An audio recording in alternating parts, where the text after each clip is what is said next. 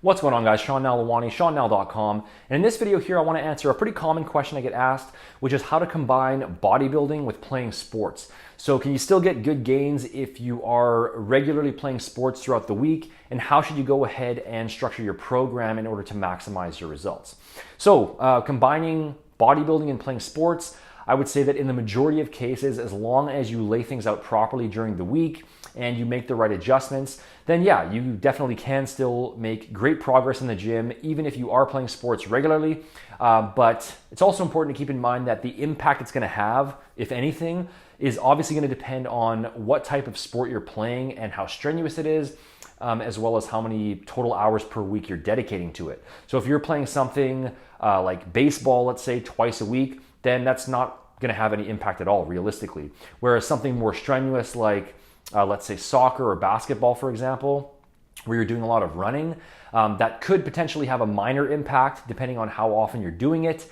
And if you were doing something that's going to stress both your cardiovascular system and that also puts you under a lot of overall physical stress as well and is going to create more muscle damage, something like, let's say, MMA, and you were doing that 3 or 4 times a week or more, or you were playing like rugby or football multiple days a week, then yeah, that could affect your results to some degree. But in any case, unless you are on the extreme end of the spectrum there, or you're playing physically demanding sports in combination with also having a physically strenuous job, again, with the right adjustments, you will still be able to make consistent gains. In my case, I started lifting in my teens and I was pretty athletic back then. And at different points, I was playing baseball, basketball, running track and field, playing rugby. And I was doing that in combination with gym classes at school 5 days a week. And I was still able to make perfectly good muscle building progress all the way through. And most people should be able to do the same as long as they structure things properly.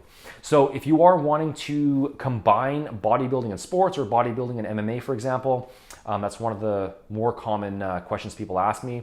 I'm gonna give you 6 tips that you can use here to strike a good balance between the two and to help you get the best muscle building results you can while still playing the sports that you enjoy. So tip number 1 is the most obvious and the most basic one, and that is that you need to make sure you're getting in enough total calories. If your goal is to maximize muscle size and strength gains, then you'll want to be eating in a small calorie surplus, and playing strenuous sports throughout the week is going to burn additional calories, and it's going to use up a certain amount of nutritional resources that your body needs to recover and grow in between weight training sessions. So make sure to monitor your overall body weight on the scale, your measurements, your strength numbers in the gym. And if you find that they're remaining stagnant from week to week, then that's going to be a good sign that your current calorie intake is too low and that it needs to be increased.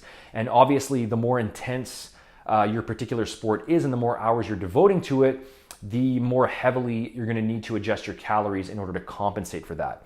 As a rough estimate, a beginning lifter who is building muscle at an optimal rate without gaining excessive body fat, they should be expecting an overall weight gain per month of around 2 pounds, 3 pounds at the very most, and that should decrease by about 50% for every year of proper training after that.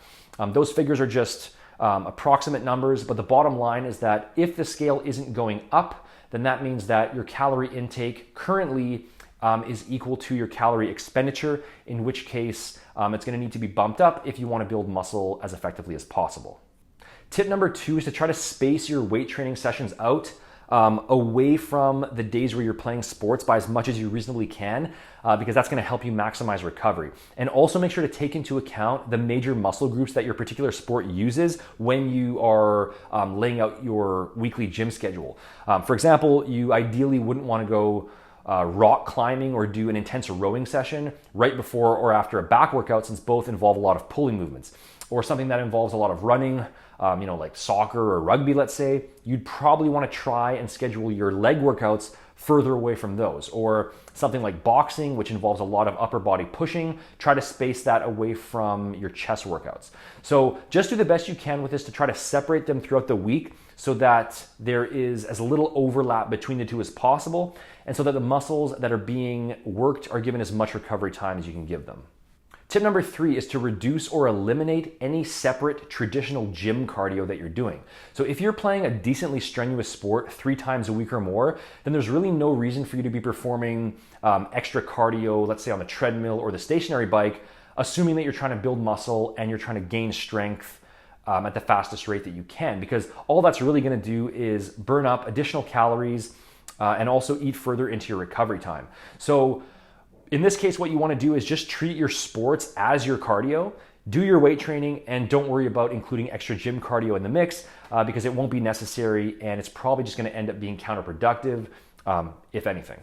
Tip number 4, if you're devoting a lot of time and effort to your particular sport, so let's say 4 or 5 days a week plus, then you'll probably be best off to cut back a bit on your overall weight training volume and frequency, just to make sure that you don't overtrain yourself. So if you're trying to do, let's say, MMA 4 days a week, and you're also doing 4 or 5 weight training sessions a week, you're likely going to end up pushing yourself beyond your ability to fully recover.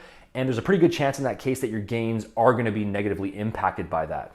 Remember that muscle growth happens while you're out of the gym resting, and that the process of recovery is what actually produces the muscle gains you're after. So if you can't adequately recover, then you can't grow. So if you're playing a lot of sports, then you'll probably want to cut back to 4 weight training sessions per week at the maximum, and 3 will probably be even better for most people.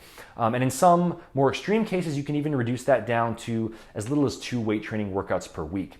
And if going to the gym, if you are going to the gym, let's say 3 days a week, but you're still having issues with recovery, then you can also cut back on the actual volume per session by performing fewer total sets, or you could also reduce the frequency in terms of how often you train each individual muscle. So instead of directly training each muscle, say twice a week, start hitting it once every 4 to 5 days, or even just once a week. As long as you train hard and you focus on progressive overload, you can still make great gains by hitting each muscle only once a week. It's not going to be fully optimal, most likely, and it will take a bit longer to get the same amount of growth. But if the option is between performing so much volume and frequency that you can't properly recover versus performing an amount that isn't optimal, but that still produces ongoing gains, then obviously the latter is still going to be the better choice. Tip number 5, the other option, instead of reducing your weight training workload, if the sports you're playing are just for casual fun and it's not a huge deal to you or something that you take too seriously, but bodybuilding is really important to you, then just play those sports a little bit less often. This really just comes down to the person in terms of what they value and what's most important to them. I definitely wouldn't recommend completely ditching a hobby that you enjoy purely for the sake of bodybuilding. But if it is noticeably impacting your progress in a negative way, then you could cut back a bit just to balance things out a bit more. So instead of playing sports, say 4 days a week, maybe you could cut it down to 3, or if you're already doing it 3 times a week, but it's for 3 hours a session, then maybe cut that back to 2 hours or 1 hour. And tip number 6, really quick one, but make sure that your sleep is on point. This is important enough as is, but if you're trying to juggle bodybuilding and sports and your job and everything else you're doing, getting a proper sleep becomes even more important because it's a really important time for recovery, and being chronically underslept during periods of high activity is probably eventually going to burn you out. And I'll link a post I did in the description box a while back that outlines 7 sleep tips you can follow to make sure that that area is taken care of. So if you want to combine bodybuilding and sports, it's definitely doable in the vast majority of cases, and you can still build muscle and gain strength effectively as long as you follow those steps that I just outlined. It's possible that your gains still might be slightly affected even if you do follow all of that, but it shouldn't be too significant in most cases. And for those who aren't necessarily training to be as big and as strong as humanly possible, but just want to build a good, solid, all-around physique, in that case, it's probably a non-issue altogether. Adjust your calorie intake to compensate, space your sports and weight training apart as much as you can, reduce or completely eliminate additional gym cardio. If necessary, you can cut back on your weight training volume and frequency. The other option is to cut back on the volume and frequency of the sports that you're playing. And lastly is to make sure that you're getting a proper sleep each night. So I hope this was helpful, guys. Thanks for watching. My recommended training splits that can be used on their own or adapted to a schedule that involves sports during the week.